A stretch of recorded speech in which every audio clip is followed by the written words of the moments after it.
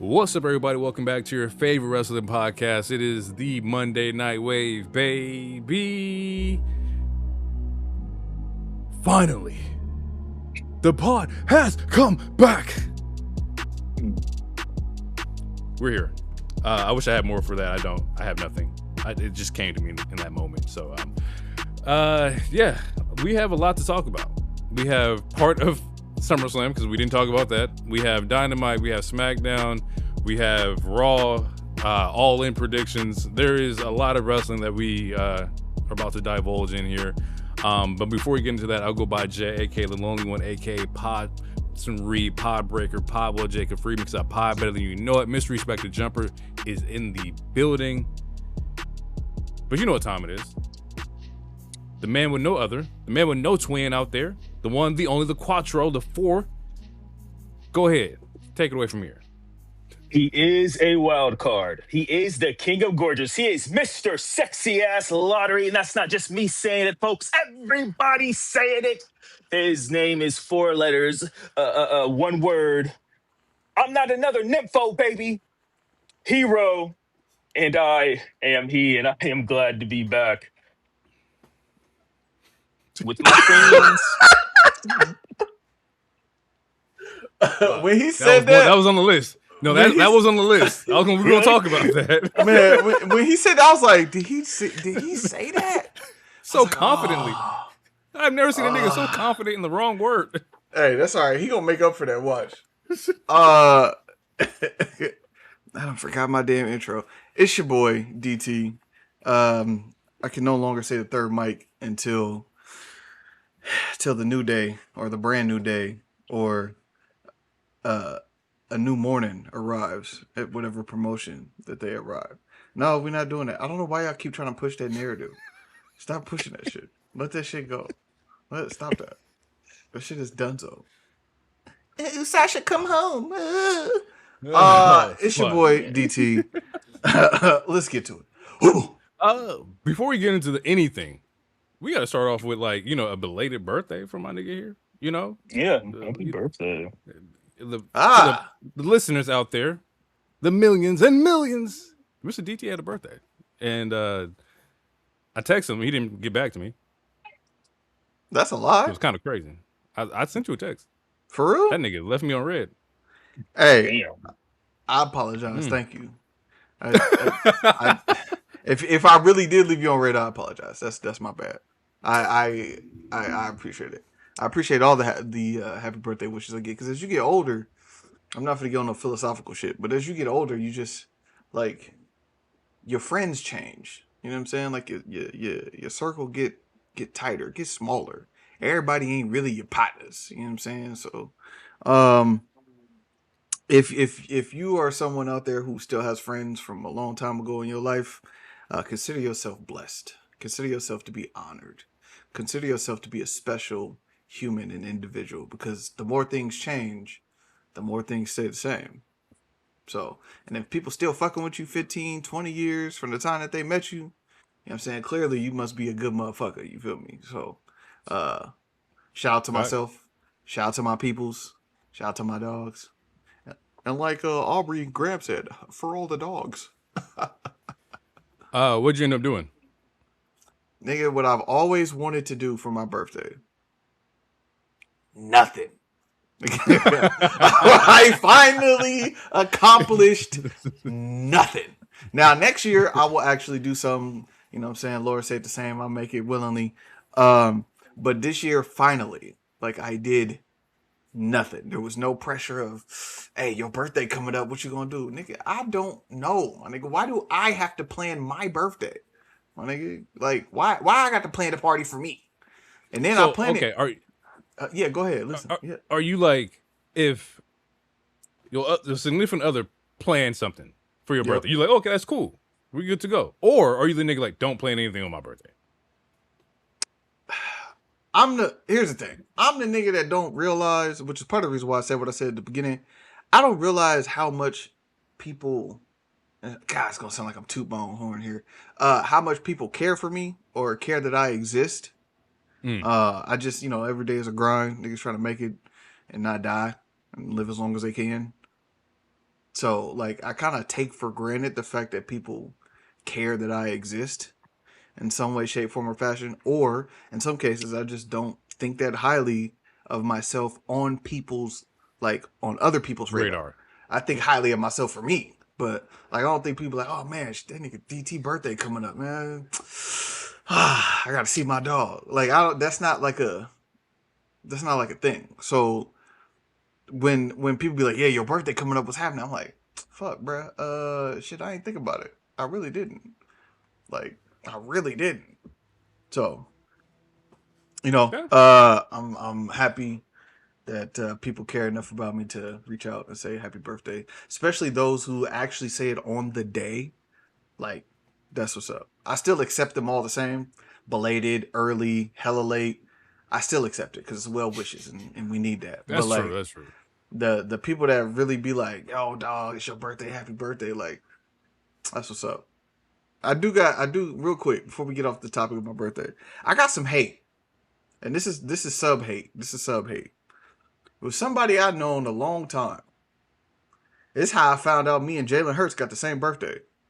Somebody I knew a long time before Jalen Hurts ever existed wished Jalen Hurts a happy birthday before me. And I was like, okay, cool. He brought you a Super Bowl, but you know me longer, nigga. Like, what the fuck? What is this? I ain't never wished like a celebrity like happy birthday. Like that just seemed odd to me. Like, does this person know Jalen Hurts? Is this like they know he exists in a city. That's what they know. And so it's not like you like. I thought this was like a high connect, like somebody like maybe do some footwear for. Yeah, nah, nigga, what you want me to? Hell no, nigga.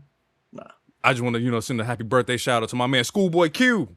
Like, nigga, nah, weird that is. yeah. No, no.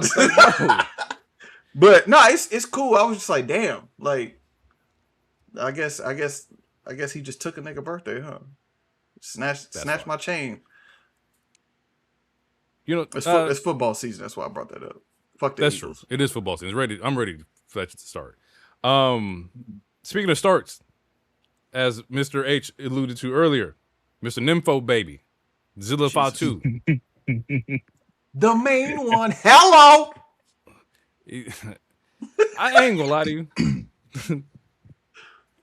I respect the fact that he's here. It's been rumored for so long now. Cool. He's here. He's in NXT. Great. That boy gonna need some work. Yeah. And NXT is the place where, like, go ahead, take your time, like get polished, because that boy gonna need some work. I don't think he was, even like the match before he came to WWE wasn't like the greatest, at least from like the clips that I've seen. But yeah, he's gonna need some work, a lot of work. Anything? No. Yeah, I mean, no, I agree. I mean, I haven't really seen. I see the TikTok edits and whatnot, and the highlights that people put on Twitter, but I've never seen like a full match. But I find this good. The fact that they put him on TV, they obviously are using his star power because we've seen them sign other family members that never even made it up to PC a little bit. So yeah, and he got to keep his name, so that's cool. Obviously, he's worked with Booker T, and Booker T works at NXT. So yeah, it's all a good look. But I agree, he'll need some work because other than him like doing his own version of the Superman punch and his own version of the Spike, I haven't really seen anything I would say that's impressive for main roster taking up someone else's TV time type of work.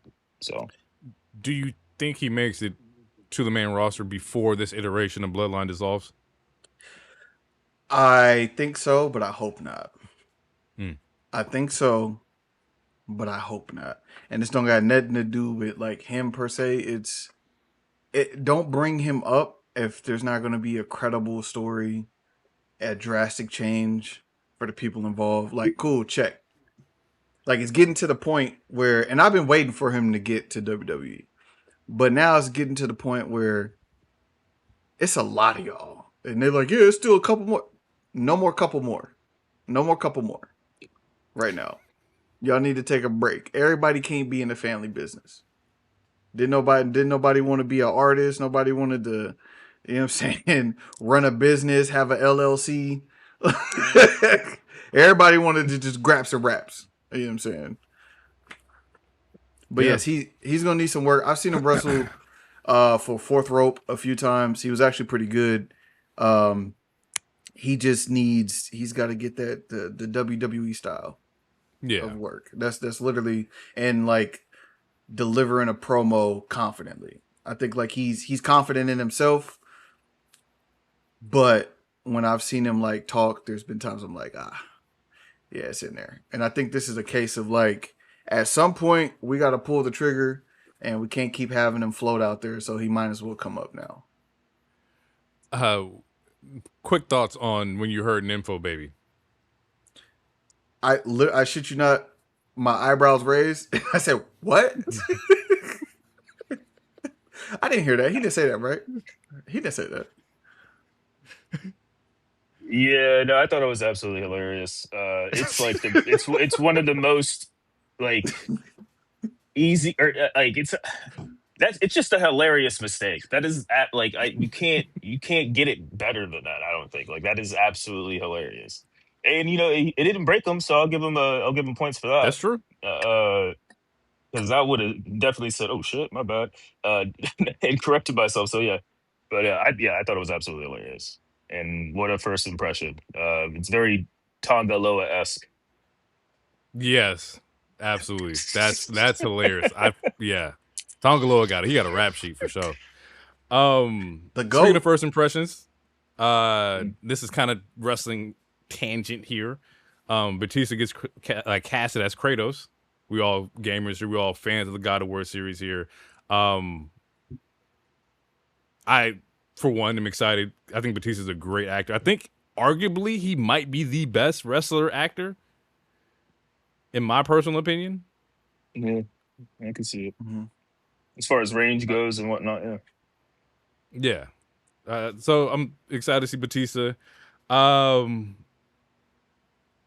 Cena is definitely second. John Cena is second. You know I want to say Rock, but I'm trying to think like has there ever been a Rock movie that I'm like, yeah, I'll go back and rewatch that. That's not the Rundown? Nah. Yeah, the Rundown is good. That's F5. Not for me, at least. Fast 5. Fast 5 is good. Yeah, but I mean, he's a supporting character in that role. I don't know if that counts or not, but he was the draw for that movie. He was the draw for that movie. What a great segue. Speaking of draw, I've only in my lifetime did a what the fuck moment at my phone twice. Once was LeBron going to the Lakers, and the second was seeing that Ilya's contract expired. Legit what the fuck moments. For those listening, Ilya let his contract expire. He's no longer with the company currently. I think it officially expires in October. I thought he was free to go as of today. I thought he's good to go. Okay. From what I've seen, once again, I don't know shit. I'm just reading shit online. DT, you have a very odd look here. You have something to say? Yeah, because you definitely said what the fuck when Luka got traded to the Lakers. No, you said what the fuck when Luka. Yes, but when you confirmed that it was real life, I know you said what the fuck.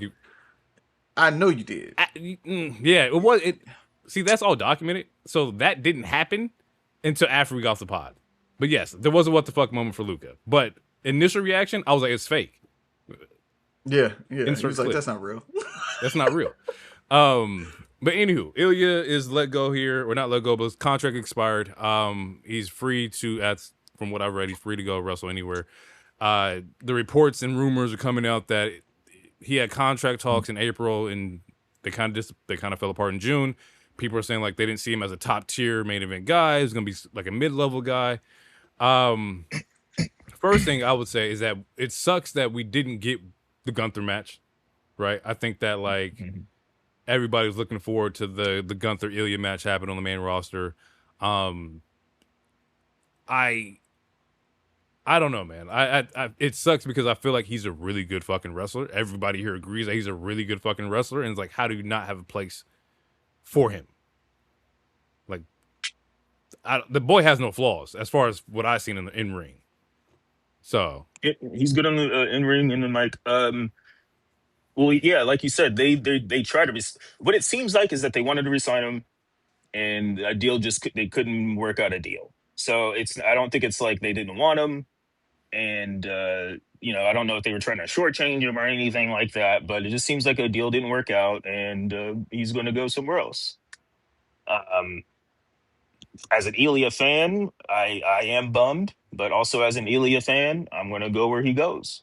And these things happen for every company multiple times a year. So it's like I'm not trying to spin no narratives and have a bunch of sob stories. He gonna have a job in like 30 days. The real question is where, and where do you think the best fit would be personally? But yeah, no, I am bummed, but I'm gonna follow him. So yeah, and I think that let me clear something up because they did say in those reports that WWE did want to keep him. They did want him to stay. I just don't know like in what capacity yeah. that looked like, especially when you consider like, and maybe that's kind of why Corbin came back, right? He's like, okay, we're losing people. We needed somebody to come in and fill in that role for the mid title or mid tier belt here. It's just very interesting. It doesn't go, I'm not going to fucking sugarcoat it here. I would love to see him in AEW, even though it is very fucking crowded right now. But I would love to see Fletcher versus Ilya. I think that'd be a great fucking match. I think there's a lot of matchups that I truly care about and want to see as far as like dream scenarios and whatnot. But the thing with AEW is that it is incredibly bloated. Like there is so many fucking people on AEW. And to the point that I think that even the reports are saying like there's some people who are still just sitting and they're getting paid, and he's gonna let their contract expire and they're gonna go out in the next 8 months. They said that it's gonna be a huge like wave of people leaving AEW and whatnot. So and maybe that could be the case why you pick him up and then just wait the 8 months and everybody's fucking out the door. I don't know, but it would be I don't know where you place him. Like he would definitely be like mid tier with the Ciampa, the Fletchers, the fucking Andrades and whatnot. But yeah, like I have nothing else besides that. I have an idea, but DT can talk first or next. Since he hasn't spoken yet. I just I've been talking about this on this pod forever.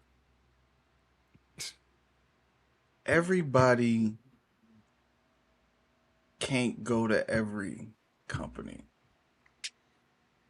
Like it's we hopping from one company to another. There needs to be one more. I don't know who funds it, how they get the TV viewing, but there's too many people in the wrestling pipeline.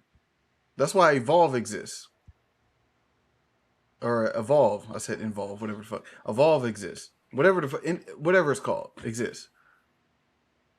Like it's just too many wrestlers in the pipeline.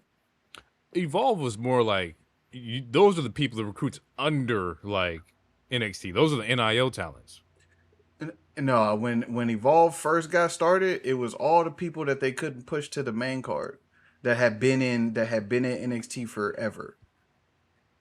And they have they put them on Tubi, so you're still gonna be on TV, you're still gonna wrestle. Here's a belt, you still have something to compete for. Then it became a prove it ground for the prove it ground to get to the ground where you should be proving it at. And I guess like overall, the point is that like the promotion thing is that it doesn't exist. Like you have AEW, TNA, WWE, you have NXT, which is still subdivision of WWE, of course. Yep. But like indies have been shutting down. I think like 3 of them shut down the last year. So it's not like that's an option. UK indies don't exist anymore. That's from the whole WWE UK thing. That kind of killed their fucking scene. I mean, you still have most of COVID and the Me Too movement, but WWE was a part of it. Yeah, they have there's one more over there. I forgot the name of it. But it's not as a thriving scene as it once was. It used to be indie shows were happening everywhere, right? Like, and indie promotions were happening everywhere. But I would say that, you know, COVID did play a huge part in that as well, because most of those places were surviving off of like event to event. You know, the sustainability just wasn't there. But yeah, you are right. It's too many people, and a lot of people do choose to go to AEW because you do get paid more, from what I've seen, what I've heard. Haven't seen a check or a pay stub, but from what I've heard, that it has been a little bit difficult for them to choose anywhere else. Like, if somebody's going to pay you 150 to just sit, you're going to take the 150. Like, it's fucked up, but it's true. Okay, but let's check that box. Let's say that we make that choice, but then like, because it's gonna sound like I'm shitting on the company, and that's not what I want. You just got on here not even 5 minutes ago and talked about the dream matches you want. You get signed, we'll put you in 5 of the dream matches, and then we don't see you anymore on TV, and then you're getting paid at home. And then you're tweeting about how nothing is wrong with you. I'm fine. I'm ready to go whenever. I'm just waiting to go. Like, I don't like that. I don't like that, because then why am I wasting my years and my talent? Yes, I'm getting a check. Cool, For sure. Check. But if you love wrestling and you're passionate about it and you want to get out there and you want to perform and you want to do all these things, I want those people to be able to do that. And I have no other way of expressing that. I don't have the means or infrastructure to change that. I'm just expressing my opinion to say that, like, the fact that we're automatically pegging New Day, potentially Bailey, Ilya, so on and so forth, to go to AEW. Like, what about the rest of the people on that roster? And then what happens? They get released, then they go to NXT, and then there's people that are on NXT that have been on NXT for 3 years that either can't cut it or whatever, then they get pushed to Evolve. Now you got junior AEW NXT, and then they're waiting to get up to the main roster, but they're not getting up to the main roster because we just got a new crop of talent from NXT that we're trying to put in these places, and we're waiting for niggas that's still wrestling, like motherfucking Jericho and Edge and Christian and Rey Mysterio. Love Rey Mysterio. He just had a banger of a match. Rey Mysterio and all these old ass niggas that I love, that we all love, that you niggas will not get the fuck out the way. They just won't. Well, and CM Punk is having this nigga's having a run. He is having a run. I don't think I've seen a bad CM Punk match since he been back. Except for the one with... Wait, who was that? There might be one. The Cody match. Yes, that is the one. But that was the most recent one. Out of his 2-year run, he had one bad match. He's had one bad match. And he, like, he's having a hell of a run. But also, like, all right, my nigga, like, after you and KO do your thing, after you make amends with all the people you shit on by wrestling them and losing to them and giving them great stories, how much longer are you gonna be here? No disrespect to Charles Murphy Punk, but that's just I just want to know. Roman Reigns, love that nigga, but like, all right, bro. Like, but go ahead, H. Okay. Anyway, to get back to what we were originally talking about, real quick. I honestly, and this idea is, or this, what I'm thinking is, it depends on how fast he wants to, if he wants to go back to WWE, and how fast he would want to go back. And if, let's say, he wants to do something, like he wants to get back to the E as quick as possible, I think TNA is the best option. And not only because they have a slight partnership, but I think TNA is the best option because they lost Joe Hendry and they lost Cruz Montana. That place is wide open for someone to take it over and be the new star. They don't have, like, they have Nick Nemeth and Jeff Hardy fighting for the main title right now. They have no one to be like that main star that can possibly bring them to the new level. He could easily pull a Naomi, go there for like a year or two. He's obviously, like we said, he's good on the mic. He's good in the ring. He has cool presentation. He could easily take over that company, and they'll sign him back in a heartbeat. Or But yeah, you go to. the thing with TNA, what kills me is that it's the money aspect. It's getting paid. It's like regardless of like what your position on TNA, it's like at the end of the day you still got bills. You still got things to take care of. You still got a family to take care of. It's like if they're not paying you that, then you can't go. It's the same reason why I think that like maybe I would have sent them to New Japan, but New Japan's also not paying what AEW's paying. They're not paying what WWE's paying. It's like if people are going to take these pay cuts, right, leaving WWE or whatever the case may be, you're still trying to like find ways to supplement that income. You're already in a niche field already as being a wrestler, so it's very hard for you to find, well, I'll go to TNA and then I'll do these indie bookings and XYZ, or you should go to fucking AEW. You get the dual contract shit. Now you're working in Mexico and you work in AEW. Like there's like you're taking it back. People are going to AEW because they're paying more. That's the simplest like reason why. Well, that and of course like being out of like the way WWE runs things, but you're just getting paid more. I don't know anybody who leave WWE and go to TNA when you were already had that route there. Naomi did. That's the example I used. Yeah, but she left and she couldn't come back at the time. She couldn't come back, and I don't think she would be back if Vince still ran it. That was a completely different like scenario, right? Like I don't think that had Vince stayed, Naomi would be back in WWE.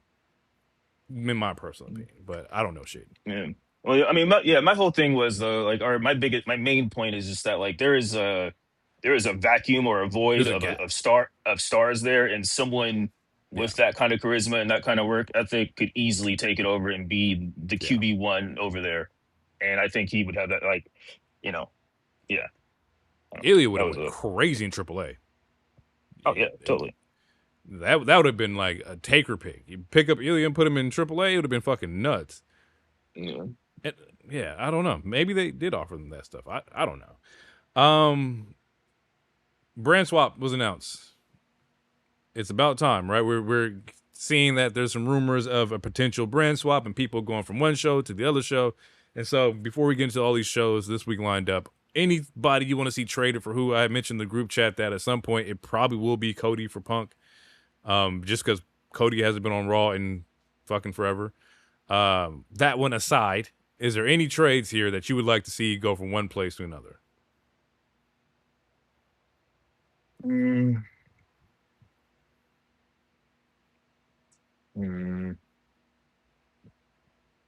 really depends on how long Roman's champion. Because I would like to see him mixed up with people like a Gunther, like a Damian Priest, like other heavyweight people that he hasn't tangled with. Seeing Fraxium on Raw would be cool. But yeah, other than that, nothing really, like, because they've already they've already been doing it. Like Solo's essentially a Raw star now, So like they already been doing these things. Maybe Drew comes back to Raw. I don't know, but yeah, those are my first picks. You trade Trick for Dom? Nope. No, because you don't want him and Finn on the same show. That's why Finn left. You trade Trick for Bron. Yeah, I like that. Oof. That was Oba untouchable. What do you mean? Like, is there any way that Oba gets traded to SmackDown? No, because he's gonna face Roman. It's gonna happen. I'm just throwing stuff out there. Anything can happen. Luka got traded. Yeah, you're right. But I think them hearing that reaction afterwards, like they're gonna make that happen. Whether Roman has the belt or not, because honestly, you can't do all this shit with LA Knight again and then not get this nigga the belt. But hey, that's another conversation. When's the last time Steph was on SmackDown? When they were setting up for him and CM Punk and Roman in the 3-way 2 years ago. No, but I think he meant like a mainstay on the show, and I think that might have been when he was beefing with Edge. So like maybe 2022. Damn. Because because Becky showed up and that's how she took Bianca. Yeah, so yeah, it was around 2022 or so is when he was last like a SmackDown superstar. It's also kind of hard to do a shakeup when the roster is is already like Hero said, mixing with everybody else. I was going through names, but like people have already been And on Raw and SmackDown. yeah. And then you got to move couples. So if you move in Trick, that means Lash is going. Which I mean, Lash on Raw would be fine with me. But you gotta move. The couples got to go. So Yeah, and that's why Seth ain't going nowhere right now because Becky is tangling with Stephanie. So Becky that could be on SmackDown. It could still work. I've watched SmackDown this week, and there is a presence that's missing, like a secondary like focal point that's missing. It kicks off, of course, like like Randy and Cody and their fucking beef and whatnot, and then ends with Punk and like KO. But like, there's still something that's like missing from that show that would like just lock you in, and I yeah, don't know but what part that of part is. of that was Rhea, and she's gone.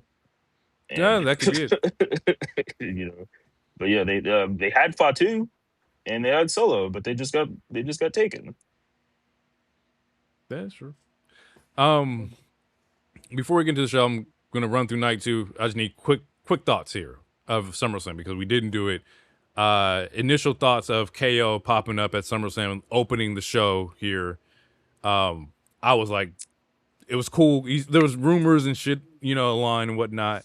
But it was definitely cool to see how that fatal 4-way, presented itself, right? Because it was Mhm. just the Finn versus Sammy, and then they introduced Gunther as like the third, and then Aldis says, "Oh, there's one more," and then we get the KO pop, Yeah. and just a wave of emotions for KO. You can see like everything was just like hitting him for the first time again. It was really dope to see KO, and the match wasn't long or nothing like that. It didn't overstay its welcome by any means, but it was cool to see KO come back in that fashion. Yeah, fire. I enjoyed the match. I loved it. Loved it. And Right person to win. also shout out to what DT said, and also shout out to Gunther because he did double duty. Yeah. Yep. He did. He did. Uh, and we'll talk about Corb and Trick. But that was the SummerSlam night 2 was the night that Corb beat Trick for the belt. Did not see that coming. And we'll talk about that story as we pod here. Chelsea being interim world champion. I think DT did call that out in his predictions that Chelsea was his pick here. Interim was the only thing that bothered me because Yeah, it it looks shouldn't like really they're be slowly. getting rid of that. Yeah, it looks like they're slowly dropping it. We'll see. Um, Human Money is a pole match. I never want to see anything like that ever again in my life. Oh, Doesn't need to exist. I was sports entertained. I wanted my money back. I haven't paid for it. Chad and Penta, also great showing. Chad ends up getting the IC belt, which is something he's been longing to do. He gets it in his hometown. His family's there. He just had a banger match with Rey. We'll talk about that in a little bit too. Heat. And then Seth and Roman. Anything that you two want to say here? Anything that you want to get off your chest here? They needed to shave 10 minutes off that match. Like that whole like once they left the ring and they did all that walk fighting, the match didn't really pick back up until they got back in the ring. But other than that, it was a fine match. The ending was okay. Yeah. What part of it? You mean like the shaking the hands and like the acknowledging each other? Like what do you? Him overcoming the chair, I guess shows some I forgot about that. some growth, and then the fist bump, but then you fast forward till now, it's almost like it never happened. So DT. The back half of the match was great. The front half of the match was meh. Um, yeah, I enjoyed the match though, but it took Okay. until the back half of the match for it to really, really be fire. All right. Well, let's jump into Raw here. I won't get into like the details of the promo that kicks off the show, but we do see like Stephanie comes out and from last week, it seems that she is in this world title picture between, or three-way picture here between Becky, Liv, and Stephanie here. She cut the promo, which was fine. I didn't know, when the hell did Stephanie come back? When did I miss that? The night after SummerSlam. So the Raw after SummerSlam. Definitely didn't remember that at all. I was like, when the fuck did she come back? And now we're in this cycle here where we're running back the Vacure angle with Liv. I honestly hope this is more of a pivot to Becky and Vacure rather than like anything to do with Liv right now. I don't know. It feels that way. That's what I need it to be. Yeah. And they're go ahead. Slowly, like, they're using Liv and the hate for Liv. I don't know if the online hate is translating, but the hate of Liv, like, acknowledging the fact that she doesn't defend the title, to turn Becky face. Because if you like, I see. Becky hasn't, her delivery and her promos and hasn't been Trump-esque like it was just 2 months ago. Even the way she's still saying, everybody's saying it, they're saying whatever. She's not saying it the same way anymore. And when her music hits, when she interrupts Liv, there's a pop now. So she was getting booed, but now they're using Liv as a catalyst to make Becky a face. Does Becky need to be world champion right now? Is that like something does there need to be a shift here? Is that the temperature check right now? It'll what's the word? It'll lift the belt up because she'll defend it every week. What's your thoughts? Does Becky? She doesn't need to get it. I mean, I feel like she'll have it sometime, if not by Mania or at Mania. But I wouldn't say she needs to get it, especially if the goal is to elevate Steph and Bex, because they don't need a title to do that. But I wouldn't be mad at it either, based off of this Liv run. I wouldn't be upset with it. So, but no, I wouldn't say she needs it. I would say then you're kind of putting her in that old school Charlotte territory or something. Becky doesn't need a title to like elevate the division, but every time she's had a title and elevated talent, it's definitely helped. So, yeah, honestly, either way. And going back to what you said here, the Liv run, it hasn't been a run. It's just been, I almost feel like it's a placeholder. Like you just see every week that Liv comes out, I don't feel champion vibes, right? I don't know how to like, I don't know if that makes sense. But like I'm not getting like, oh, world champion here, we're afraid. Or she's carrying segments. Like I don't think she carried the segment. I think if it wasn't Becky and Vacure, I don't think that it would be quite interesting to me with Liv. And this all can change in a week, but like just right now, I'm not feeling like she's an important figure here. Keeping in the realm here, this Raw was also the Raw full of the tournament qualifiers for the Mexico City show. So you saw a lot of like WWE versus like AAA talent. Actually, shit, even Ray had a match. It was a lot of lucha. Mm-hmm. A lot of lucha this episode. Before I jump into that, do you want to get anything off with Javon Evans and this Big Bill feud? I think people are overreacting. Although I will say this about Big Cass / Big Bill. It's similar to what I said about Alistair / Malachi. You left this company, did some indie stuff, went to the AEW, and now you're back here, and essentially you're the same character. And it's like you guys had plenty of time to workshop something different. Just to give him a manager or anything. Like he looks in great shape, so I'll give him that. But yeah, I just feel like they could have done something more with him instead of like he's literally the same dude he was essentially before he left WWE, and he's the same dude that he is in AEW. And now he's just back. He just has like 2 more abs. But yeah, as far as the reaction goes, I think people are overreacting. Like Javon needs, no pun intended, but he needs a big heel. Like he needs a big mountain to overcome. And like when we finally see him hit that OG cutter on Big Cass, like it's going to get a crazy ass pop. So like it's just something for him to do. And it's his second real feud on the main roster. Like so, I don't know. I'm fine with it. I think the reaction was just overreactionary. How would you have debuted Bill if you were able to change something? What would you have changed? Would you have put him in a tag? Would you have made him interfere with somebody else? Like, what creatively would you have done? Mm. Well, so like, because people thought we were gonna get Enzo and Cass, but obviously Enzo hasn't happened yet. Um, so yeah, I'm putting him with the manager. He can be a heel if you want, but like I don't.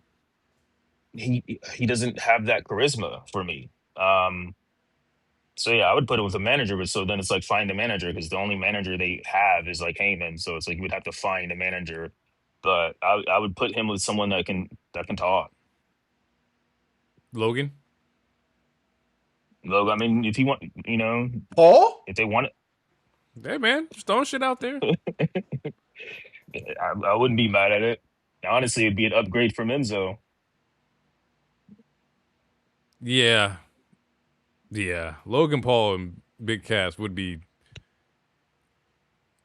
You'd be sports entertained. I'll give you that. Mm. DT, you have any better ideas? Anything you would have changed? Better ideas? Nah, I don't have no ideas for Big Bill Cass. Congrats. I didn't watch him when he was with Enzo. I know their shit because it was popular. So I'm sure when Enzo gets back, that's going to be the first thing they do.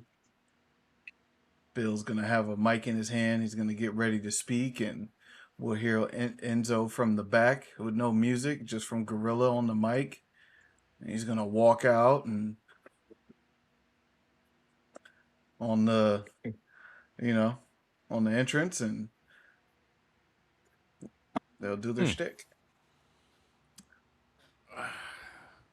I would have, yeah, if it's not Logan Paul, I would have put him with some other like heel. Maybe like, I don't know, maybe as a body for like Oba.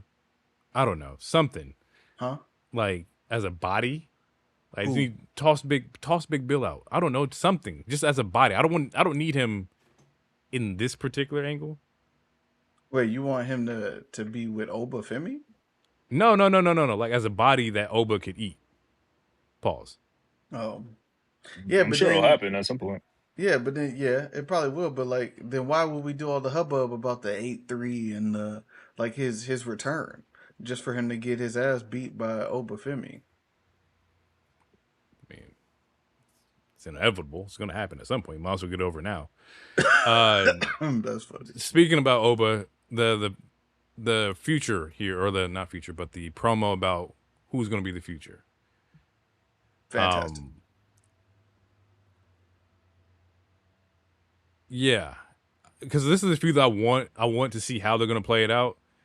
Coming off of like the Brock win, like it's Braun, like both have to be protected in a sense. So I'm very curious on how and what they choose to do here. The side dealings of Heyman with Oba, like the behind the back shaking the hand and everything like that. Like, do we think Oba is gonna be a Heyman guy? He doesn't need. Nah. He does not need Heyman for anything. He doesn't. I agree with you, but I'm just saying from story purposes here, is that what they're angling? Is that he's going to be a Heyman guy? Sure, you can, from a story purpose, you can angle debate to infuriate Braun or to try to get the best out of Braun, but this Saturday night main event match is going to end with the Vision interrupting the match and probably annoying Braun Breaker because he's trying to prove something. And then the moment that Homeboy's tricep is healed, he's out of that bitch. The moment that nigga can do anything with his arms, Braun is out of there. He's out of the Vision. And Is this the person you're speaking of, H. Bronson Reed? It looks like he's close to coming back. So, Oh, I thought you were talking about Logan. oh, I thought he was talking about Bronson Reed. Oh yeah, Logan did try to tear the tricep. Well, Yeah, no, I was anyway, talking about Bronson. Logan. Bronson Reed is going to be a whole different. When he comes back, I don't even think they're gonna. It's gonna be like the MIB. They're gonna act like that vision shit didn't even happen with Bronson because his whole physique is different. I would just put Bronson. I would put Bronson on SmackDown and wouldn't even acknowledge. I wouldn't even fucking acknowledge that the last year and a half happened. I would just whoever is next to get the belt or has that championship belt, that's who Bronson Reed would attack if with the moment he comes back. We wouldn't even act. The vision didn't even happen. Y'all didn't even see that nigga in the vision. The only thing I would say is if I was Bronson is I beat Roman Reigns. I beat Roman Reigns, and you can list whoever else he's beat, Seth Rollins, whoever. But that vision shit did not happen. I don't know what y'all was talking about.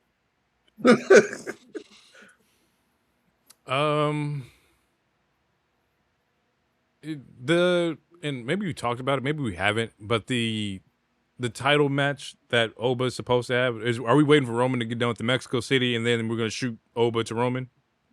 Is that the play? I don't. It depends, because then there's War Games. Fuck. And there's still LA Knight. Yeah.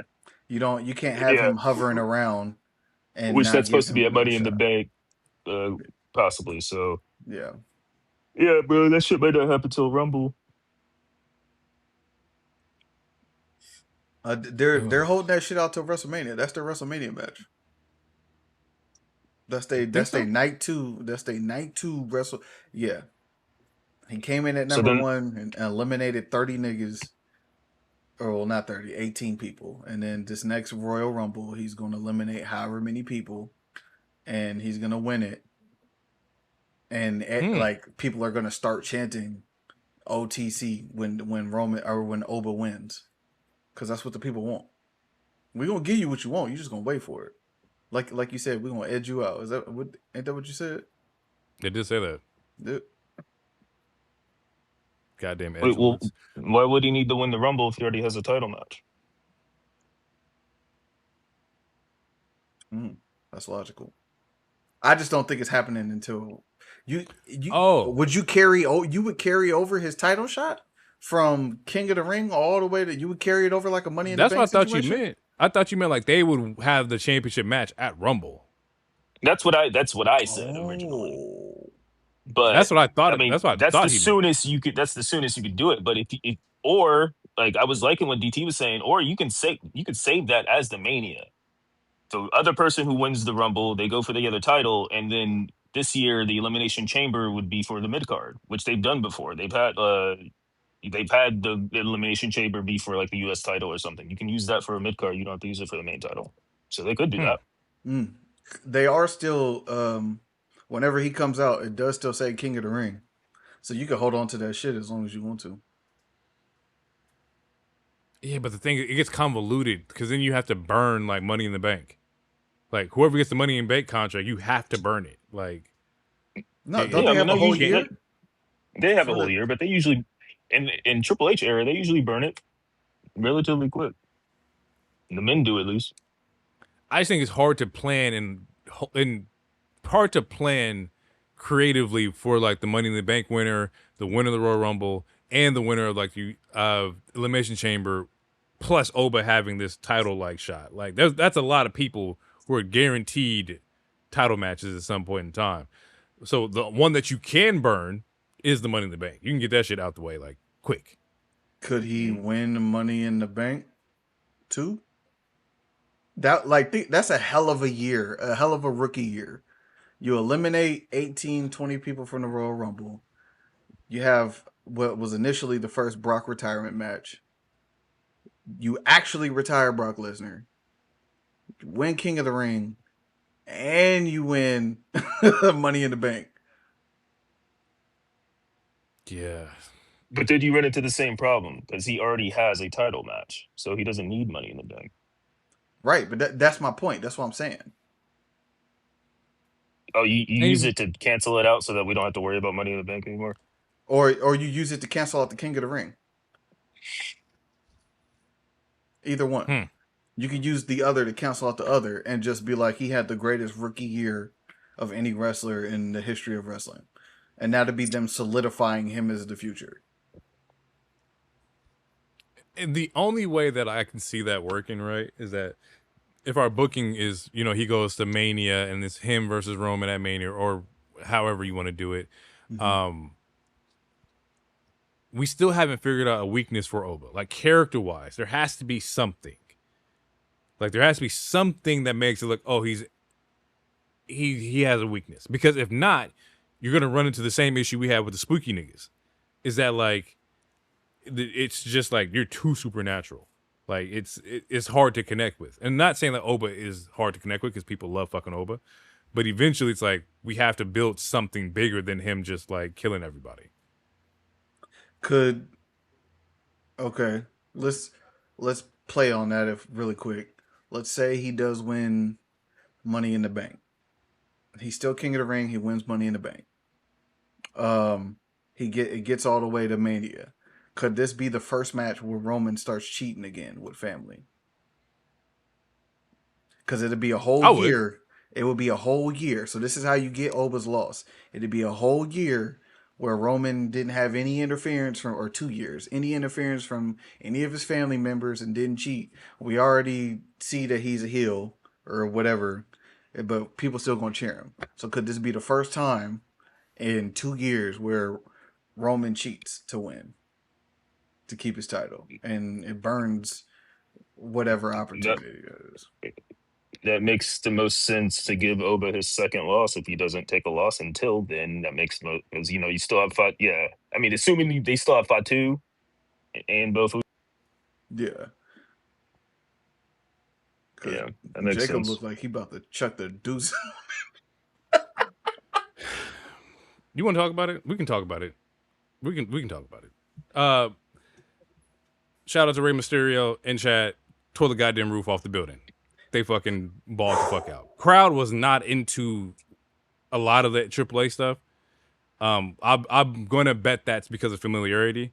But them two picked the crowd right back up. It was booming in that joint. And I almost thought Rey was gonna win. Like, that's how good that fucking match was.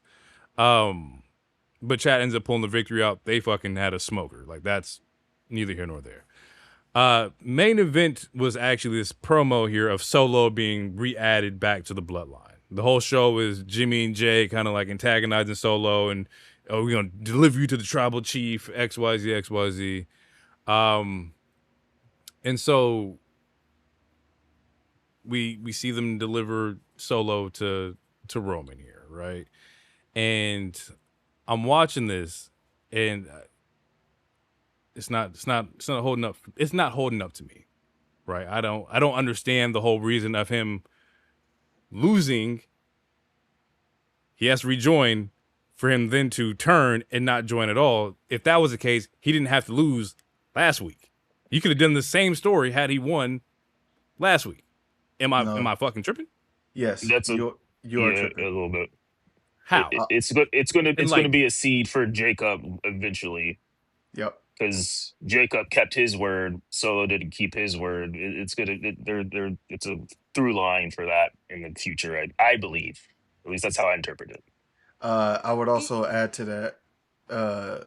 It's also the same idea as a seed for Jacob, because, Jey, you might have brought him here, you might have brought him to the bloodline, to the tribal chief, but he didn't stay. And then on top of that, you told me to stand in the corner and not touch him, and now all y'all niggas is laid out. And you said they the captains, and I gotta listen to them. But this shit is not effective. That whole shit pissed me the fuck off. Right? Very confusing. The whole thing, the whole Roman, like, these are my commanders over. I'm gonna give them Ula follow. They got these black Ula follows or whatever. Now they're like, oh, and I get it because it's gonna make Jacobson back to like, nigga, I'm the one who does all the goddamn work with his punk ass. Like, I get it. I understand. I know what they're doing here, but like the whole promo with Roman, I was over it, bro. The whole like, Jacob trying to get in. He's like, "You're still in my moment." When is it? What? When has he ever said like what? What are we doing here, bro? Like you wasting my time, cuz like what are we doing? Yeah. I mean, if I further explain it, it's gonna sound like I'm caping for the shit. I get what they're trying to do, but you know, It's just it's not hidden like it's supposed to, and it's hard to watch. It's I would say that this was one of the better Bloodline segments in the last couple months, simply because Solo didn't join, and that was a good ass pop. But also, though, at the same time, it was the exact same thing that we've already seen. I've It's already the same thing. It's the same thing they did with Sammy, and it's the same thing they did with Jey. So the same setup. so it's like Bro. Roman overcame this chair, but he can't overcome. He finally overcame the chair, but now he has to figure out how to overcome. Stop telling people to attack other people and then walk in front of them. We've seen it done It's better. third. Yeah. It's not like, bro, it's not hitting the same. It's like Rush Hour 3. It's like Shazam, Thor Love and Thunder, right? You know, it's like Blade 3, Ant-Man, Thor 2 and 4, The Last Jedi, Toy Story 4, X-Men The Last Stand, Hangover 2 and 3, Fast and Furious Tokyo Drift, Avengers, or Avatar 1, 2, and 3. I hate Avatar. Thank you for putting that on the list.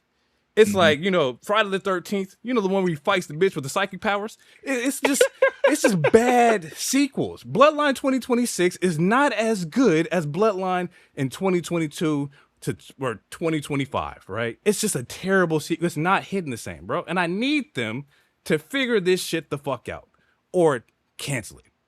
All right? Figure it out. My biggest thing is, and maybe DT, maybe you see this because I'm failing to see this right now. Like, what is the overall end game?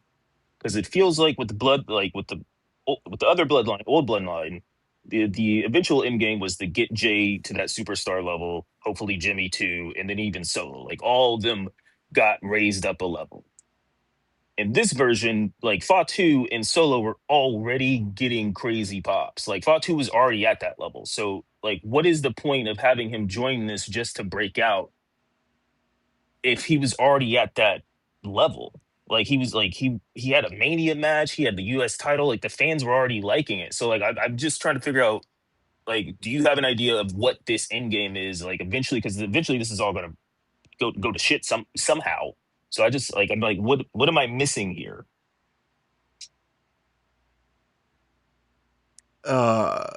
is that a legitimate question? Yeah. I mean, I Yes. know you don't know the exact answer, but I'm like, I don't know. Like, all these people are already over. So it's like, who are you elevating?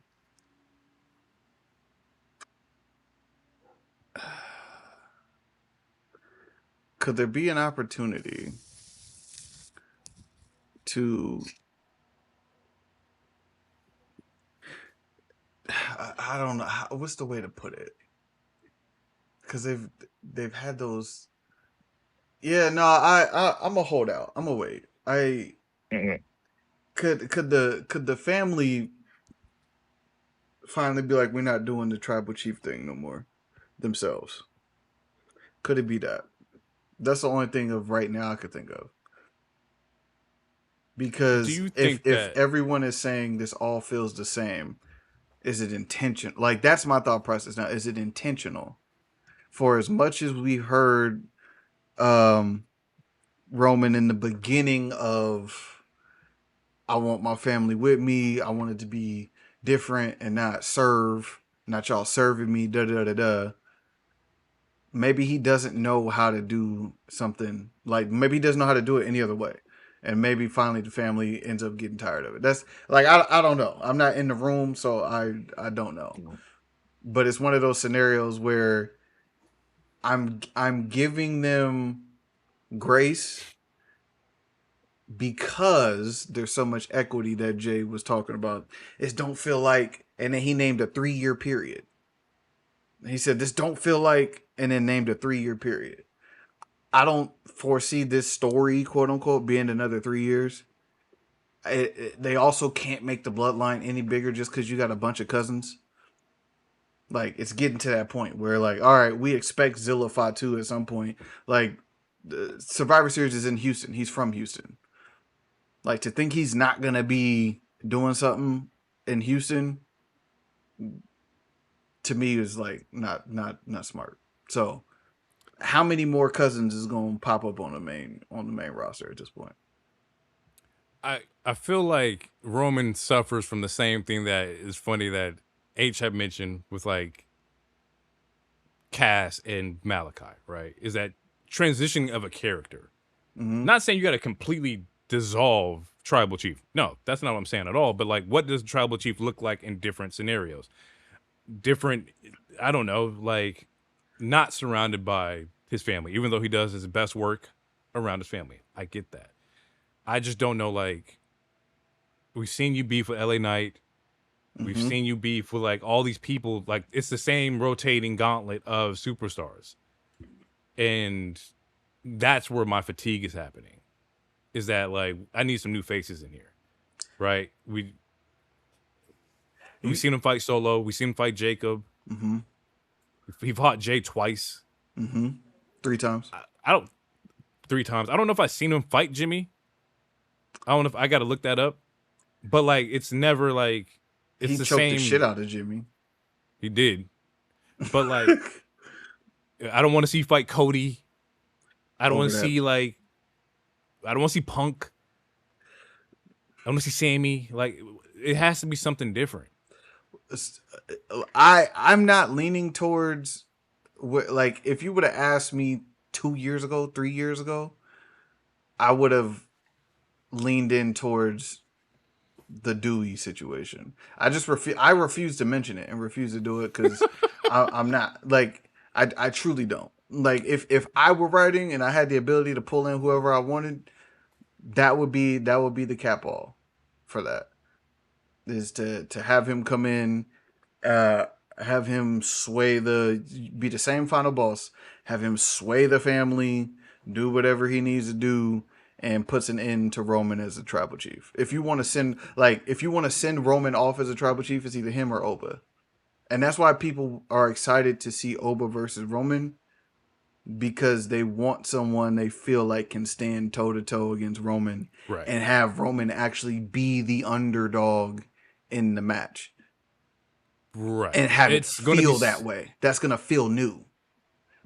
That might be our Hogan Andre the Giant, right? Mm-hmm. That's what that is going to turn out to be. At least I hope, is that like you have this champion that's been the top against this unmovable like threat here.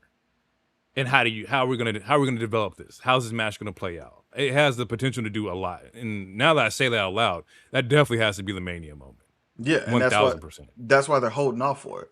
The fact that Roman could come out and do his little the haters is gonna hate, you know what I'm saying, and you gotta stay with it, and people are like, yeah, that's great, but Oba's gonna kill you. They were chanting Oba's gonna kill you when he had the belt before Oba even won King of the Ring.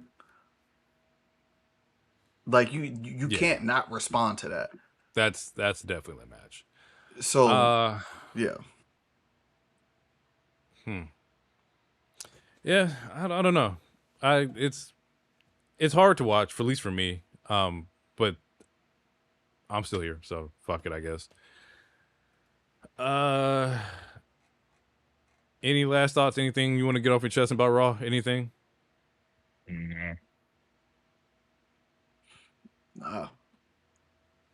Cool. Every time Ray wrestles, he makes me shut up though, because I'll be the first one talking about, if you've been wrestling since the Attitude Era, you need to stop. And he was wrestling before there was an Attitude Era. Ray was wrestling when I was 2 years old. If you want to keep it a stack, it's like Ray is the best old wrestler. Like, he's the best 50-year-old wrestler currently. Like, that's maybe and by ever. A far margin. Maybe ever. Like, so I text Hero. I was like, yo, all that shit I said, I take all that back. He like the Bron of like wrestling. Like I don't know how you keep doing the shit that you're doing but I'm gonna enjoy it. I'm gonna enjoy it because the moment Ray retired, he put the mask up. He leave the mask in the ring. GG's, bro. I'm gonna go through AEW real quick. There's good things and there's bad things. There's things I also just don't fucking agree with. But here we go. I'm eager to hear that. Oh, I mean, it kicks off the show. Like it's Callis and versus Ospreay and his, United Empire friends. I was like, bro, you just turned on them for the Death Rider. You shouldn't be friends. They shouldn't be your friends. They shouldn't be here. That's not a thing.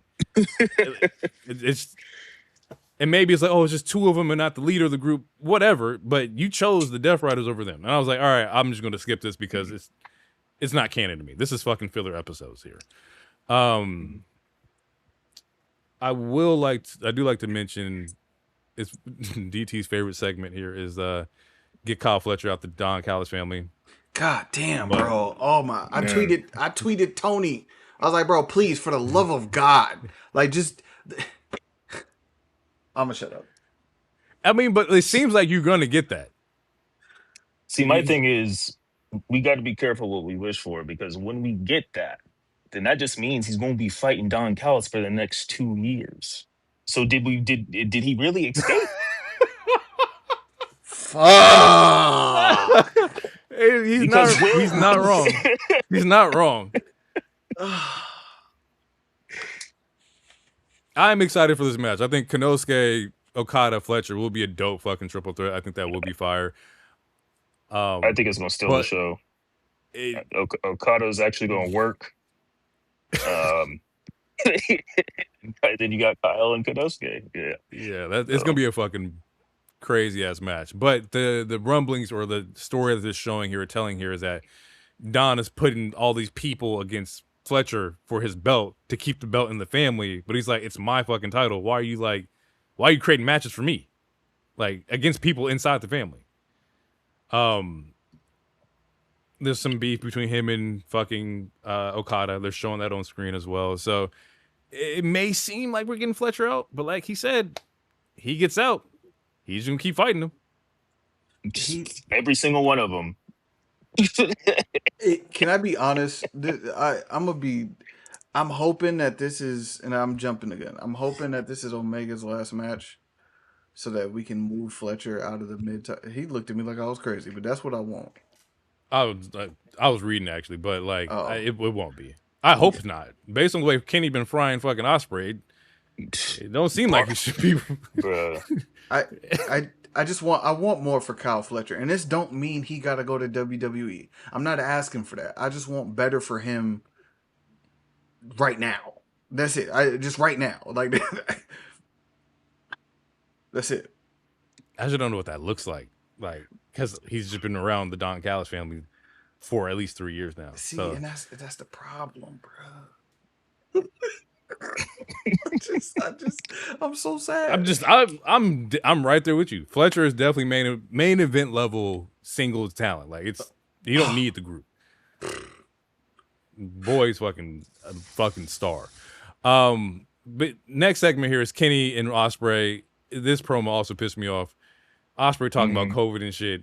It's 6 years ago, my nigga. Like everybody went through the same shit. It wasn't just you. And even he's like, oh, well, you guys have fans quicker than we did. Nigga, everybody was still fucked up. Like, it doesn't matter here. Like, why are we talking about this, bro? Like, it's not even relevant. It's week 3. Yeah, it's not relevant. Like you're talking about shit you did in Japan, bro. Like, what really irritates me about this damn feud is that when I question why they started this, Jay Loner, the way you pitched it to me, it sounded so damn good, and if it was me, it would be good. If it was me, I had this bitch jumping. Did not. They just did. They're making it very convoluted. It's very everyone's in the gray area, and both companies are doing this, by the way. Like Roman finally is a heel, quote unquote, but it's like he's been a heel this whole goddamn time. He's been paying attention, but it's like you keep having these baby faces fight each other as Punk and Cody and Punk and KO. Like you're having you're splitting the crowd. Like I don't know. Like this episode, it makes it seem like Kenny's the heel, but like I mean, based off of everything that Kenny's been saying, I'm siding with Kenny. He makes Osprey look like a dork, bro. Like you look like a dweeb, bro. If Kenny's barring you up and I'm siding with Kenny, bro, like I don't know what to tell you.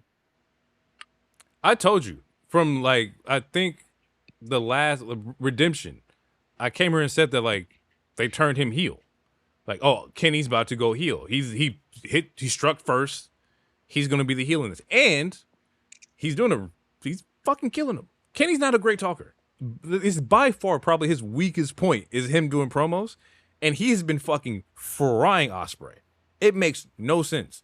It makes no sense to the point to where like he should not lose, like at all. I don't care where we at.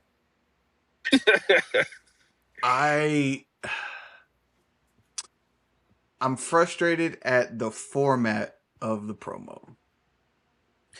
And the reason why is because we all know that the plan and the goal is for Ospreay to win in front of his countrymen. There was like a 45-second portion of this promo where Ospreay was passionate and emboldened with pride. That should have been the end of the segment. And whatever diss and bars that Kenny was giving him about his kid wanting a new hero and other, that should have been before that. That should have been before that. If you want me to believe that Ospreay is supposed to win, the last thing I need to hear is Ospreay saying why he needs to win and who he needs to win for. Not the nigga with the belt saying, yeah, after I beat your ass, your kid gonna be my fan. He might be my kid. I'm gonna be his superhero. Crazy way to end the promo, right? And like, then you don't even bucket the it. Like you stand up, but you don't swing. You can't have somebody talk about your family like that, and then like it take two measly security guards to like. They didn't even put hands on him. They just put hands around him. One nigga had his hand around his waist. The story is it's there. But it's like Hero says, too convoluted. You're throwing parts of New Japan. He's mentioned the COVID. It shouldn't really matter here because I went back and watched a lot to like catch up on like, you know, this promo heating up between the two of them. And like there were segments of, you know, you chose to get trained by them. We were friends, but you chose to go and choose to ride with the Death Riders. And Ospreay still falls into the, oh, it's Mox and he's going to make me a better me kind of thing. And then Kenny's like, yeah, but you had that bag. He's going to kill me. Like, so I gotta take you out. Mm-hmm. All this extra shit is just it's too much, bro. We don't need it. I'm not saying I hate the promo. I'm just saying that like, yo, we gotta like lock the fuck in. The fucking show's in a week here, like, and I shouldn't feel like the dude who's the hometown hero should not have a chance of winning, but here we are. Like somebody's holding their like their own in this, and the other's not.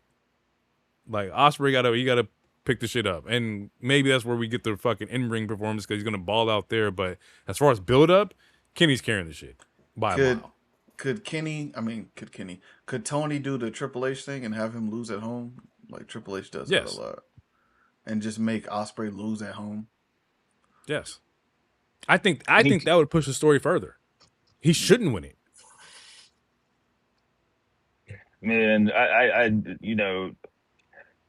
I'm still of the even though I don't want him to win it anymore, I still think he should win it. This is we don't know how many Wimbleys there's left. Like this was the whole point. Like I don't know, man. This is just like Ospreay comes off so unlikable. Like he it's, man, I like I don't. Yeah, let's just I don't know. You know what? Like, look, yeah, match is gonna be fire. It's gonna be a great match. I just don't think that he should win. Yeah. You MJF got a promo on Andrade. He's doing this the one true champion, which has got the internet in a fucking frenzy. I need people to go outside. I knew he was gonna do that shit. It's stupid though.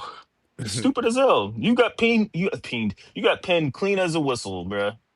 There was no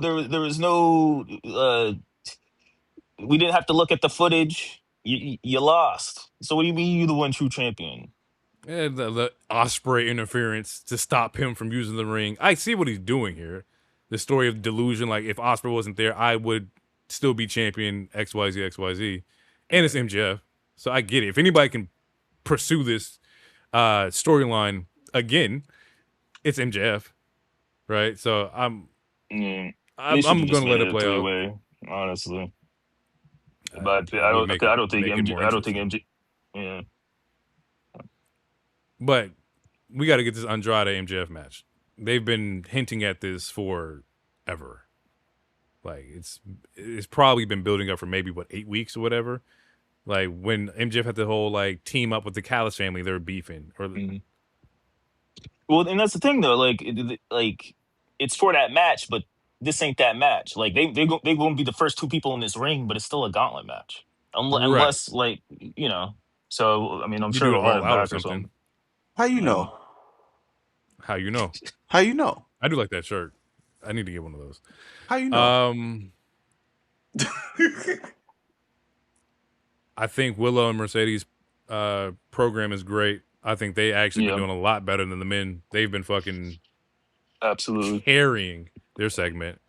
And I think a huge part of it is that there's no shade of gray. Like you have Willow, who's extremely lovable, extremely likable. You have Mercedes, she's kind of like the mean girl, whatever. And like they both, it feels like they both are into their character and they know what their characters are supposed to be doing, and it's been working. And then Will barred her up today too, or on this episode too. It's like, you just mad at me because fans actually me. I'm like, say that shit then. You know what I'm saying? And Willow looks strong, bro. Like she normally it's like, okay, well, I don't know like who's gonna do this, but Willow with the belt, like she looks good. She's promoing good. She's carrying it well. Like the confidence in who the champion is, I see that in Willow. It's like, okay, bet this not gonna be a cakewalk, and it shouldn't be. But like Willow's presenting it as that, so I'm excited for that match. Like they're doing really good. They're carrying their whole shit. Like they haven't had one hiccup. I'm not ready. I'm not ready. I'm not ready for her to lose the belt. She's not gonna lose. Okay. It's not gonna happen. Okay. I don't think Ospreay and Mercedes are losing. I don't know. Okay. But also, I'm not a betting man, so. My philosophy is that the past two All-Ins, there's been title changes. We saw Hangman and then Daniel get it, or Brian get it 2 years before that.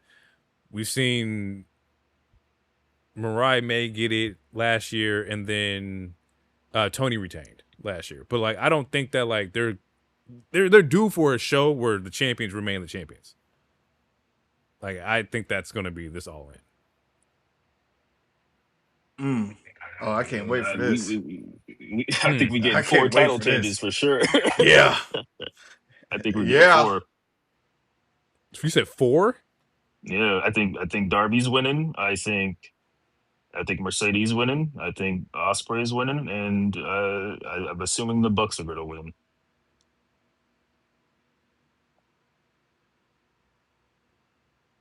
Nah, that's a lot. Oh no, that's a lot.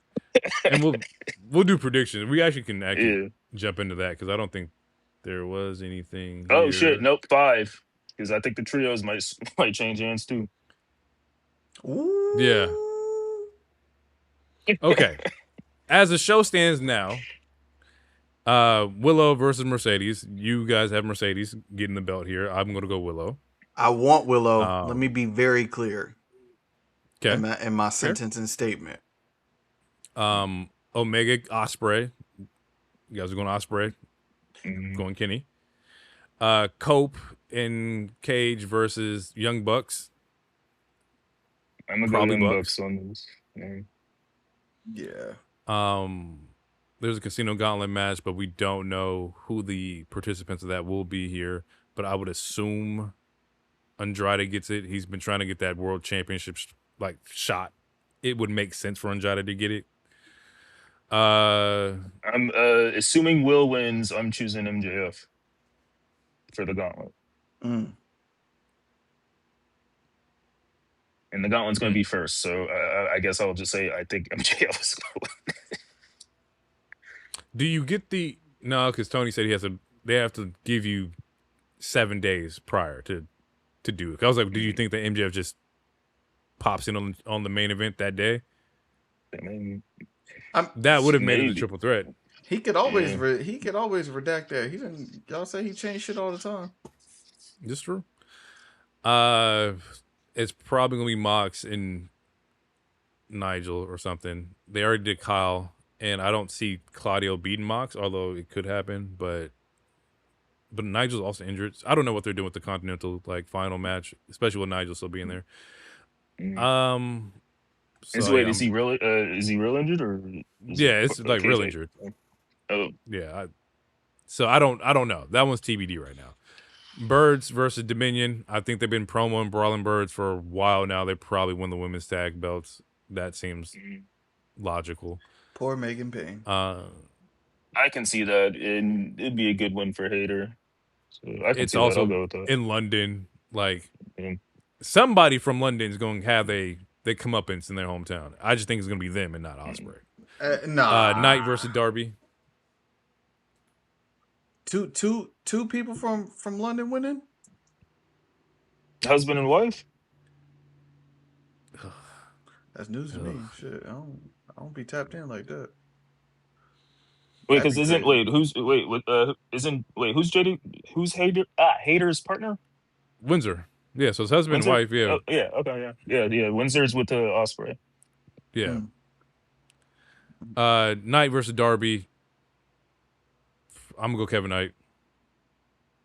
I would like Kevin Knight to retain, but I feel like Darby might win this, get his TNT title reign back. Who do I dislike more? Damn. Don Callis or Darby? God, no, you can't hate Kevin Knight. He don't do nothing. That's the point. I know. Fuck. I mean, Kevin Knight retains. The Jim. Fletcher, Konosuke, Okada.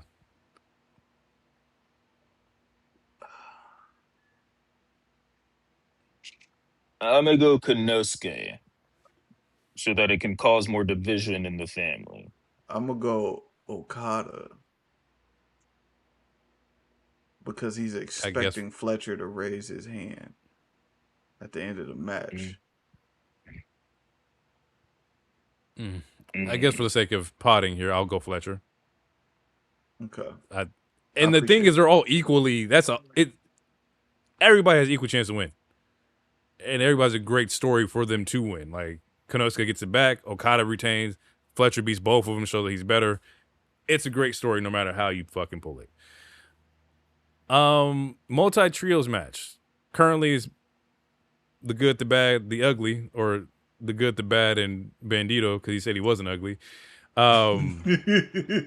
Sorry. Versus TBA at the moment, but it's probably gonna be the Demand. It's probably gonna be it's the Demand, the Dogs, Bang Bang Gang, and Swerve and company. Swerve Day. That's what the rumors are hitting to. We might see Kof and Austin Creed or whatever name he'll go by. Team with Swerve. This would be the blackest Swerve has been since Hit Row. Oh God. Goodness gracious. Writing was on the wall. There's promos that he was having with Hangman and Trio's business. I sent it to the group chat. I was like, why the fuck? Why would he be here? You ain't got no partners. You ain't got no friends. And it's like, oh shit, okay. I see what they're doing here. Would I be surprised if he comes out with somebody that's not them? Absolutely. But would it make sense more for New Day to pop up on Matt and Nick after they win? For sure. And they probably still could do both. But I for sure thought at the end of the tag team match, you would get that standoff between Kof and Woods and Matt and Nick Jackson. Like that's shit. That would be you can do them both for the picture. Well, then no, because one will ruin the surprise of the other. How? Okay, because assuming the Edge and Bucks match is first, Mm-hmm. then New Day come out for the stare down. Then you could kind of tell that it might. I mean, if they came out again for Swerve's people as Swerve's teammate, the pop isn't going to be as loud as the original pop because we already saw them earlier in the day. Shit, them niggas still gonna pop. I mean, yeah, still pop, but it's like when they did Daniel Bryan or Bryan Danielson and Adam Cole back to back. It's like you wasting pops. Like you could have just debuted them like That 2 shit, no, that days. shit was Like fucking crazy. it was Two like they were pops in one night was fucking nuts. 3 minutes apart. It's like you could It was have fucking crazy. It was fire, waited. but it was like I never. Now I'm thinking back on that. Two pops back to back is nuts. Would you prefer the Young Bucks pop or would you prefer the Trios pop? If you had to pick one. He gonna say the If I Young had Bucks because he don't like Swerve. both both things are true, but I do think that I like without being biased, I do think the Bucks pop would be better because that's one of the dream matches in tag team world that people have always been wanting, and I think just having see I can see the picture in my mind of them standing face to face with Wembley Stadium in the back. I can see that picture. So if I had to choose between one of the pops, I'd choose that one. Yeah, I think in the tag team setting, which what this will be, Cole, Cage, Bucks, like New Day, like it just fits. Like these are the upper echelon of tag teams in wrestling history. Like it just makes sense that you guys put yourselves there and not in the trios. Like trios is great. Don't get me wrong, but I feel like the stare down would make more sense to me personally. Yeah. Yeah, that's what they got so far. So we'll see how that's all set up. All In is August 30th. So that's next Sunday in Wembley. That's ironic. What's ironic? Fantasy football. Oh, you think like I'm just taking this trip to London? Oh, boy. Would that be a crazy pop if I just like sent y'all a picture of like, oh, I'm in London. Oh, shit. Nah. Just all of a sudden you can't do. Yeah, it's cool. You want some merch? If I go to the show, would you like a shirt? No, I don't want nothing. What I want for you is the show. I'll bring you back a CEO puppet. How about that? Nigga, I will burn you.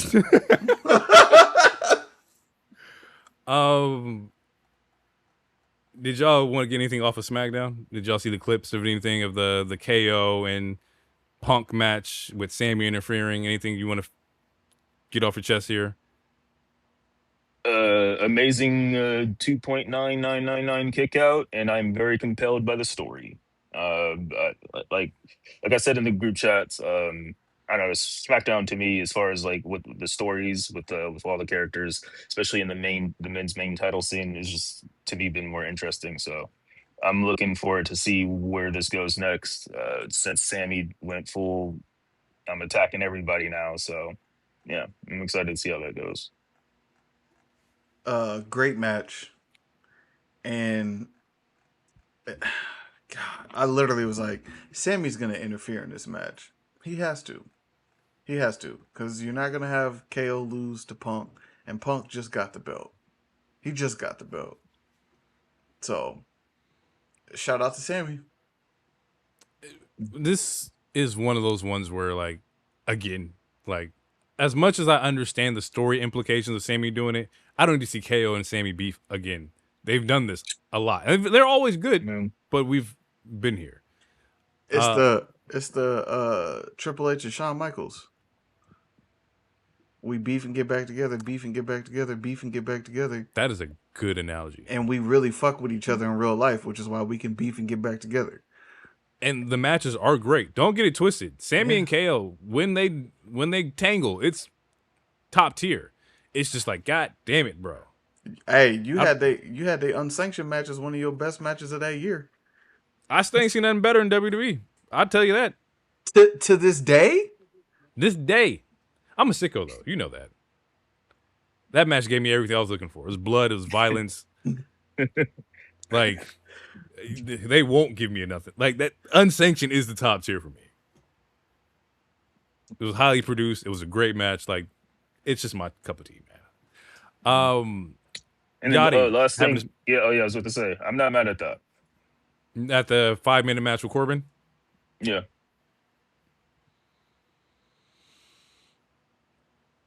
I'll take the match over the concert. Yeah, no, I'll take a match over a concert for sure. 1000%. Yeah, no, and I'm not mad at it in the sense that like we've seen tell that he's obviously been training, but also he's been committed. Like he's been consistently on these shows pretty much almost every week. Like he even traveled to Saudi. Like so, if we're having the the Avery Styles pay your dues conversation, I don't think Yachty I don't think Yachty needs to set up a ring. You know, I think he deserves that 5 minutes. So My only knock is that the last time the Jelly Roll shit and Pat McAfee thing happened, it was like, oh, we're toning down on the celebrity engagement, celebrity involvement here. Like, while I understand because Yachty has been doing the work, this was not even a year ago, right? Like, what the fuck? Like, it can't be both ways. It's not McAfee and it's not Jelly Roll. He's still a celebrity. Yeah, but it ain't them. I mean, yeah, but I think he has a contract at this point. Like he's legit Trick's manager. You don't think Pat had a contract?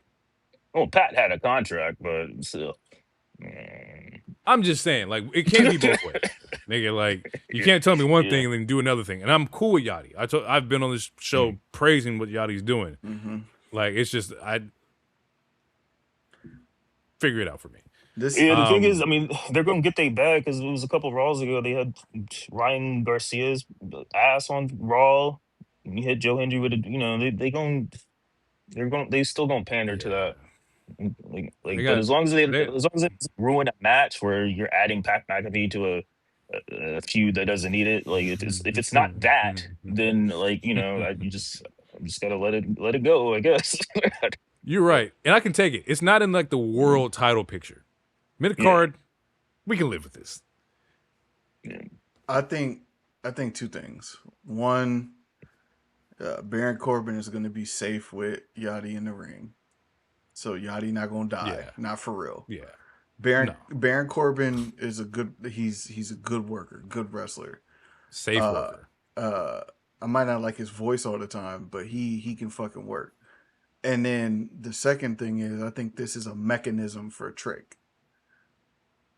I think Trick might get the belt back, but he's not gonna stay in the mid card much longer. Especially now that Cody is not up there and like So and depending on how long Punk has the belt, I'm not saying he's gonna be the one to take it from him, but him and Punk have had a good relationship from what I remember seeing. So and nigga, we talked about it last pod. Like Trick winning Rumble would be crazy. Trick winning Money in the Bank would be insane. Would be crazy. So I don't, like I said, I think this is a mechanism to get him to that next level. I do want him to keep Yachty though. I don't want that. I don't want him to go to the next level and then we got to get rid of Yachty. Like I think they have a really good like on-screen pairing. Like everything they've been doing has been working really well. Yeah. Like let it rock. And he not trying to outshine Trick. He don't think he'd like. Yeah, he's doing a match and he like.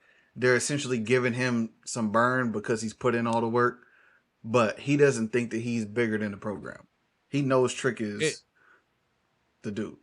And I think I like it a lot because it feels like us. It's culture. It's like when you see it, it's like they're not doing anything, I don't know, like weird that they would make random black people do, not WWE, but you know, like you get in situations where like, why are they doing this? Like, why are they talking like this? Why are they over exaggerating certain things? Like, for them, it's just like we just fly as shit. You can't fuck with us, and I like that. Like, I like everything. It doesn't feel forced or like they're pandering or you know, trying to get the black audience. Like, it feels natural. You saying it doesn't feel like Crime Time? Those are some good brothers. But yeah, essentially. Yeah. They're not wearing do-rags. Like, Oh shit. No. yeah, this nigga. And I guess that shouldn't matter. It shouldn't matter whether black people wear do-rags or not, because, you know, we got Penn State in the coke ring, like them boys out there wilding. So Man. What? You didn't hear about that? You didn't hear about that? That's off everything. I mean, we were right here. Penn State got like it's a crime ring that was ran out of like they frat house. Yeah, there was a big like, drug bust. Drug bust, like they were slanging that Pusha T. They were serving the white out the White House? Serving the white out the White House. So bad that the pledges, that was their job. They had to package that shit up. Oh, they was really... So you saying it was like the Carter. It was some Nino Brown shit. It was definitely some Nino Brown shit. He had these niggas butt naked packaging coke. In the frat house. You're lying. Yeah, nah, bro. That's just fucking crazy. Like, if you look, if you just type in Penn State, it should be the first thing. Yeah, type in Penn State. Now, and then the Jerry Sandusky stuff will. From Sandusky to Sandusky. I forgot we were still recording. I did not mean to do a dark joke like that. Okay. 14 individuals, including 13 current or former Penn State students, have been charged for their roles in a massive cocaine trafficking ring.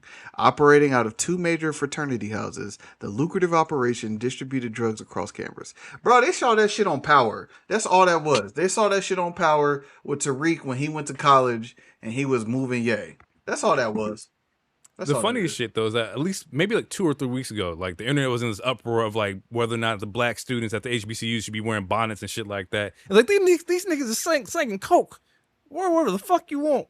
Mm-hmm. At they had Penn a whole State, operation. A whole op, nigga. Wear your bonnet, King. Like, dude, put on the flip flops, the pajamas. Make sure you just go to class. I don't give a fuck. They selling crack in suits. Yes, like they're dope dealers. They're dope dealers. Nigga, like, telling you, do bro, what you want to do. It's cool when they do it. It's a problem when we do it. Fuck them. Like that, we gone. All right.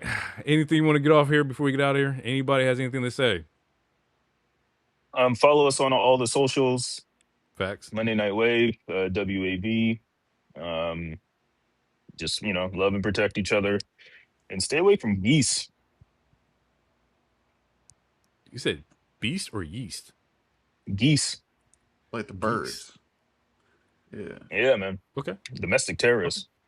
They are. Fair. They are. If you see a flock of geese, you're in trouble. A gander. If you see a gander of geese, you're in trouble. Before we get out of here, got to finish my list here. Please, by all means, stay away from these bad sequels. All right? Rush Hour 3, Shazam, Thor: Love and Thunder, Home Alone 3, Dusk Till Dawn 2, Spider-Man 3, Scary Movie 3, 4, and 5. Facts. Big facts. Once again, Blade 3, Ant-Man 3, Thor 2 and 4, The Last Jedi, Toy Story 4, X-Men: The Last Stand, Hangover 2 and 3, Fast and Furious Tokyo Drift, Avatar 1, 2, and 3. Anything with Medea in it, because, yeah. Friday the 13th, once again, when the one where he fights the bitch with the psychic powers. Big Mama's House 2, Amazing Spider-Man 2, Zack Snyder's Justice League, The Wolverine 1 and 2, every single Land Before Time after the first one, The Lion King 2, Space Jam 2, Indiana Jones, and The Crystal Skull. Stay away from them. They are terrible sequels. And that is brought to you by the Monday Night Wave. Believe in the wave. Two Space Cowboys.